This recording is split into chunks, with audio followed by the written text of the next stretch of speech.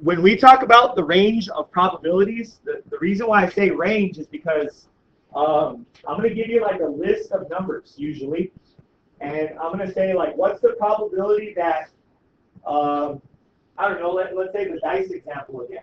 What's the probability that we roll between a 1 and a 4? And there's going to be some keywords in there that you really have to know because it's going to affect your probabilities. The first word that I want to show you is the word inclusive. So when I give you a range of values and I say the word inclusive, it means including. So I'm going to define it like that, including those numbers. There's an example later on in the notes that's going to use that word. So I'm going to make up, I'm just going to say there's a list of these numbers. 1, 1, 1, 1, 2, 3, 3, 4, 4, 4, 4, and 5. So there's a list of numbers, and these numbers have been cut out, and they're put into a little bag. What I want to talk about is like how the words affect the things that you count. So you know, like greater than or equal to, right? So let's say I want to find the probability that I pick a number that is greater than or equal to 3. How many numbers are in this list?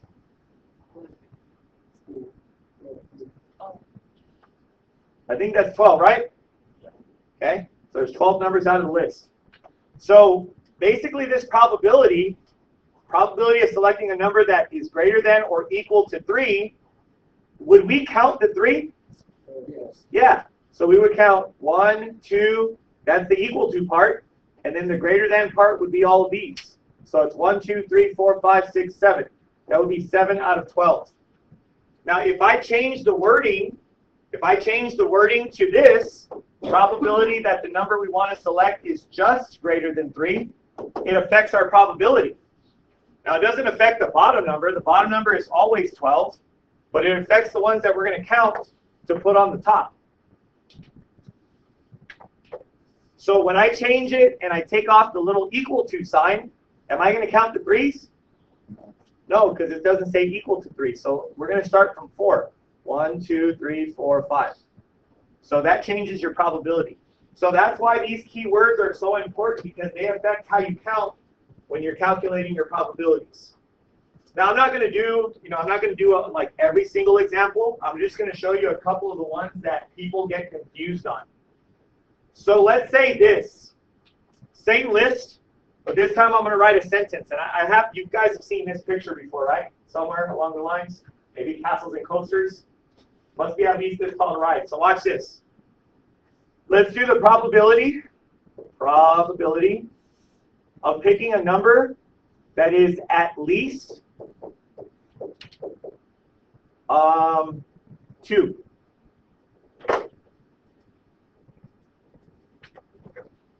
So let's think about this. When we calculate this probability, we know the bottom number is 12. So the keywords, they don't really affect the bottom number yet. Later on they will, when we have consecutive things that are going to happen. But for right now, this is just one event. So when I say the probability of at least 2, do I count 1? No. You hear that? That happens every single year. When I say at least, the word least is misleading because least sounds like small, right? But when I say the word at least, it's actually the complete opposite. And that's why I have this picture here. If I told you you have to be at least 2 feet to ride the ride, can you be 1 foot? Can you be 2 feet? Yes. You can be exactly 2 feet. Can you be 3 feet? Yeah. So that's why I have this picture here for the word at least. So whatever the problem is asking you, just change it to feet and think about the amusement park. When it says, find the probability of selecting something that is at least 7. So you ask yourself, if I was at the park and it says, this is weird, you have to be at least 7 feet to ride this ride, could I be 6 feet? No. Could I be 7? Yes. Could I be 8? Yes, call Guinness Book of World Records. So when I say the probability at least 2, we do not count 1, we count 2, and we count everything over it. We would be allowed to get on those rides if we were those measurements right there. So that would be 1, 2, 3, 4, 5, 6, 7, 8. So it's 8 out of 12. And guys, when we do probabilities, always, always, always, if you're going to use fractions, always reduce your fractions. 2/3, yeah. At most.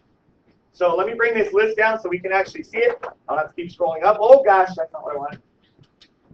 Okay, here we go. Glad you guys find amusement in my pain. Okay, here's the list. What if I said the probability that we select something that is at most 4? What does at most 4 mean? Could it be 1? Yes. Okay, it could be 1. When it says at most, it means like that number is the highest it's allowed to be. So that is also inclusive. When I say at most 4, it means exactly 4 is also allowed. What if I said, what's the probability of selecting something that is no more than 3? Could I pick 1? Could I pick 2? Could I pick 3? Could I pick 4? Okay. So the other ones, I think they're more explicit and they're more like straight to the point. I think the one that I put the star on right here is the one that's the trickiest. So hopefully the amusement park example will help you out. So what we're going to talk about today is the probabilities from ranges. So the keywords are going to be there, so that's why I wanted to start with that first. But when I tell you a range, I could basically all these examples we did, it's giving you a range. It's not just one specific probability of one event. It's like the probability of from here on or between these two numbers. So that's what I mean by a range. I'm giving you a range of values where it's multiple probabilities. So the thing that we can do instead of calculating each individual probability is just add all of the probabilities together within that range. They're going to be exactly the same as calculating them individually. As a matter of fact, when we have tables and stuff, and this is on the next page, when we have tables and stuff, what we're going to do with the tables is calculate all the probabilities first and then answer the probability questions after it, because then all we'll have to do is add specific numbers.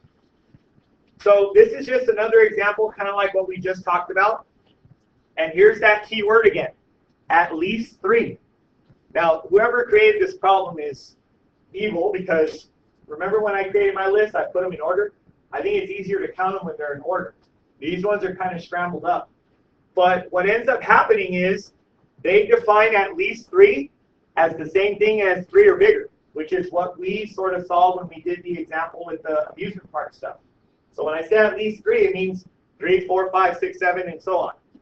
So what they're saying is all you have to do is figure out the probability of selecting a 3, the probability of selecting a 4, and then the probability of selecting a 5, and just add them up. And then, I mean, that's how we started the conversation when we talked about the dice. If I said the probability of this and this happening, you would just add them up. Now, we also, I sort of mentioned this in the other set of notes that we talked about, but I didn't give it a name. The name for it is called the complement. When we talk about the complement of an event, we're actually talking about like the knot. Remember how we said like in the spinner, what's the probability that it's not purple or something like that? There's 2 different ways you can calculate it. One, you can actually just go ahead and count up all of the other ones if there's not a lot of them. Or you can just find the probability of the actual event and then subtract it from 1. So here's an example right here. And this right here, this is the symbol for the complement, which is basically saying that it's not A. So that's what the complement is. So what we do is we take 1 because all probabilities should add up to 1, and then we subtract the actual A. So I'll give you I think they give you an example of that here.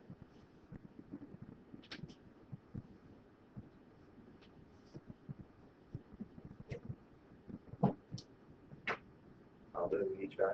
You know what? We can do that on the list that we talked about earlier. I'll just give you a quick example here on this page. I lost it. So watch this. Oh God. Here's what I want to say.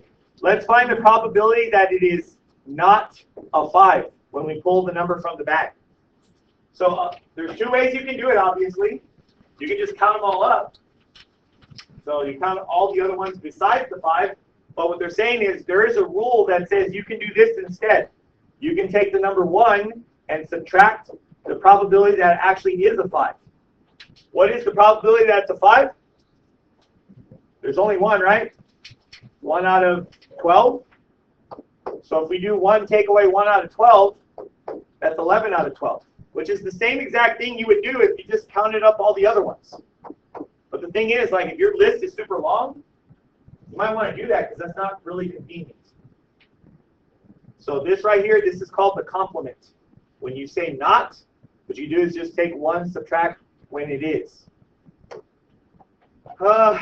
In my experience, you guys, I never really see people using the complement. It's kind of like a shortcut, but you'll still get the same answer if you don't use it. So I'm not that worried about it. Okay, so it says, given the following list of letters, A, B, D, D, E, B, blah, blah, whatever. What's the probability that a letter selected at random is a vowel? You guys know what the vowels are? It's A, E, I, O, U, right? Do you know what it's called when it's not a vowel? It's called a consonant. Okay. So the first thing we want to find is the probability that's a vowel. How many letters are in this list?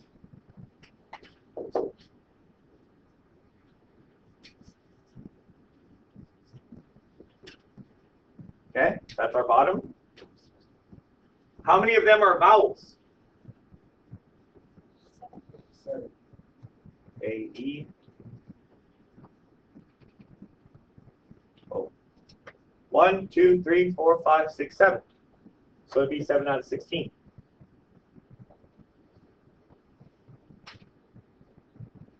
Now the other way you could do it is, if you want to do that, you could do the, what is it called? The complement. It's the same thing though. I'm not going to do the complement. Okay. So here's what your assignment is going to look like for a lot of your questions. And I think your numbers are covered up, right, in your notes? So let me say this. It's going to be a lot of calculator work today. And it's going to be more convenient for us if we just use the decimals, because I think the instructions say to use decimals. But this is a table of value of the frequencies. We talked about this on, what day is today?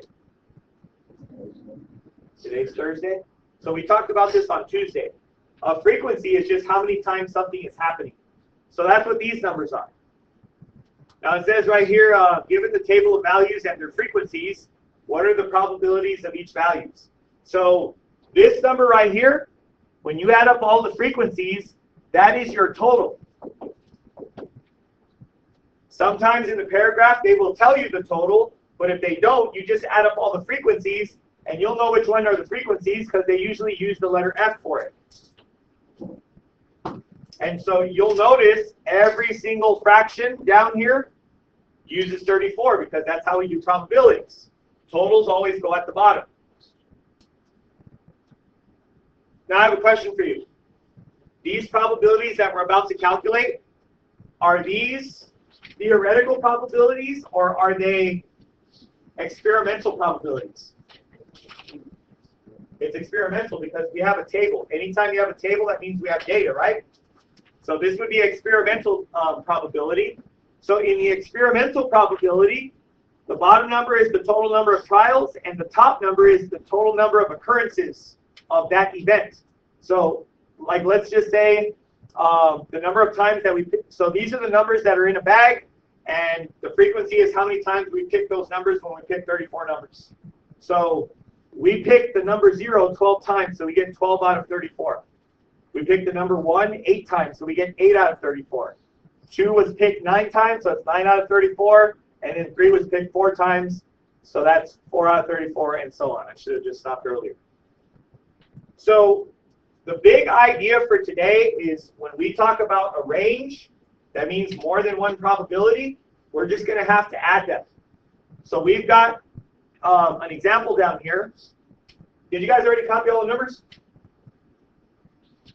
The probabilities down here, the fraction form, honestly, I don't care which ones you use, but the notes that I had today, they use the decimal form to 3 decimal places.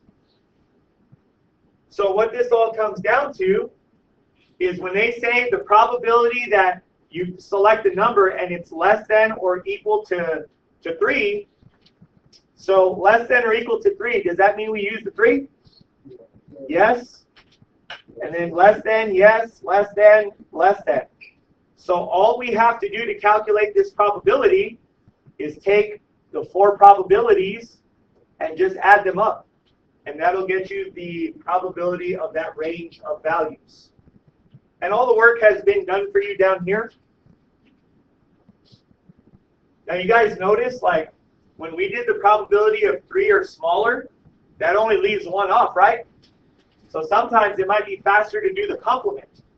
The complement is figuring out when it's not the 4. So you could just, or actually not when it's not the 4, when it's not 3, 2, 0, 1. So you could just do 1 take away this, and it should give you the same exact answer as adding up all 4 of those other ones. So that's how sometimes the complement can be faster. Would you rather add up the 4 decimals or just do 1 take away the one you're not going to use? It's up to you. I don't care how you do it. It all gives you the same exact answer. Now, I do want to point this out, though.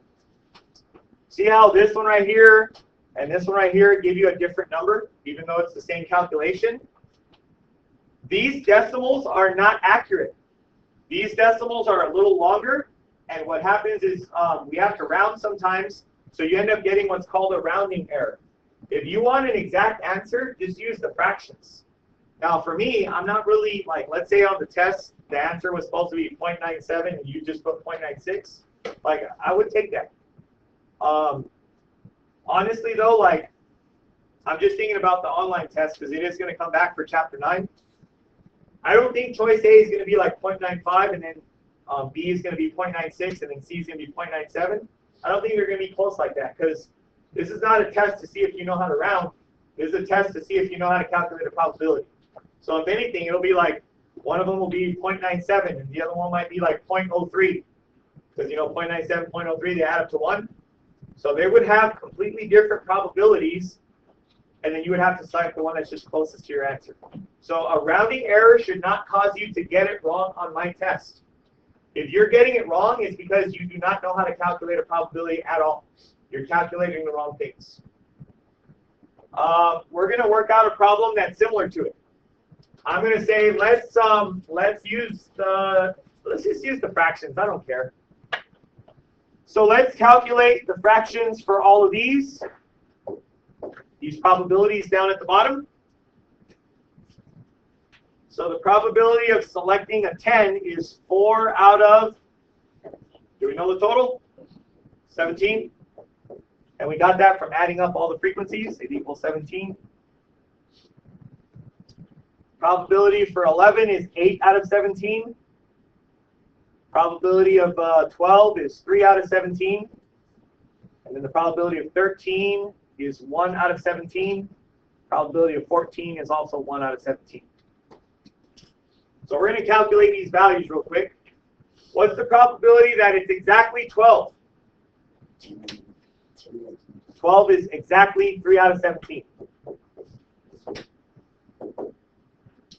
Now, what's the probability that it's less than 12? So the question is, which ones do we need to count up when it says less than 12? So we need to count up this one and this one. That's what less than 12 means. So we could just add these fractions together and we would get 12 out of 17. What if it says less than or equal to 12? Which ones do we need to count up? That time, yeah, it's 12, 11, and 10. So we add up these 3. So 4 and 8 is 12. 12 plus 3 is 15. So it's 15 out of 17. And then what if it says greater than 12? Which ones do we need to count up? 13 and 14. So 13 and 14 would be 2 out of 17. I want to make one more up. 2 out of 17. Let's figure out this probability, so we can talk about what it means.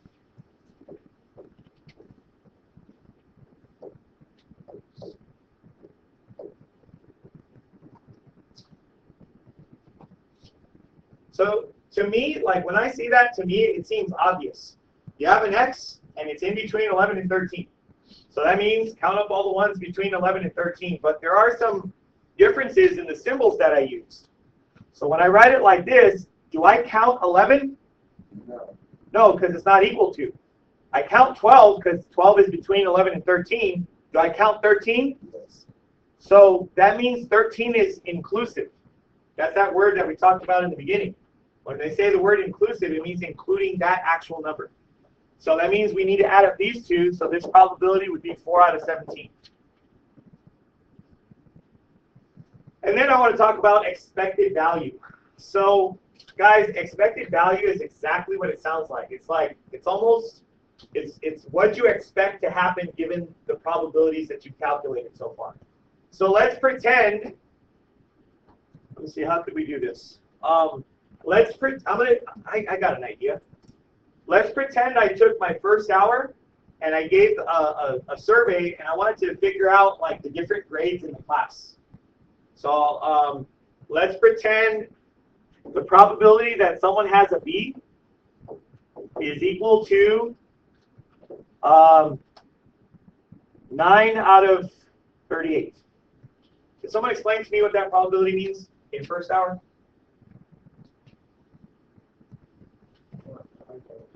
What does that mean, though? 9 out of 38, what? What's the 38 represent? It's the number of kids in my first hour, which is 100% true, by the way. I have 38 kids at first hour. What does the 9 mean? 9 kids have a B in my first hour. Okay. Do me a favor. Tell me what the decimal is. Because when we do expected values, it's a little better if we just use the decimal. I don't care. 0.23? Are there more numbers after that?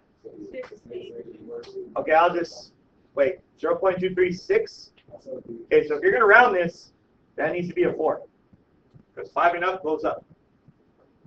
So that's the probability of how many B's there are in a class that has 38 students.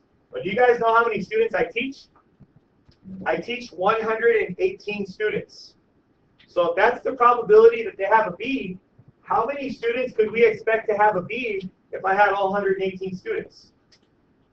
Do you know how to figure that out? Take the probability and just multiply it by the 118 students. That's going to tell me how many students I can expect to have a B. That's what your expected value is. 28.32, we're going to round this to the nearest whole number. So we'll just say 28 students. So that's how you do an expected value. Take the probability and multiply it by the total number of people that you're trying to figure out what you can expect to get out of that. So what do you guys think about probability so far? It's not that bad. It's tricky sometimes, but I don't think it's that bad yet. Yeah, you guys, I knew as soon as I let that word go, I knew I should have said that. It's not bad. As long as you guys understand the basics, like it's going to get a little bit more, I don't want to even use the word complex, but there's going to be more parts to it. Because right now, we're just finding the probability of one event. I need to teach you how to do the probability of like 2 events. And sometimes it uses the word or, sometimes it uses the word and. The way those probabilities are calculated are different. And there are some things we have to consider when we do that stuff. But we'll get into that probably starting tomorrow. So that's where I'm going to stop so you guys can start practicing in 9.2.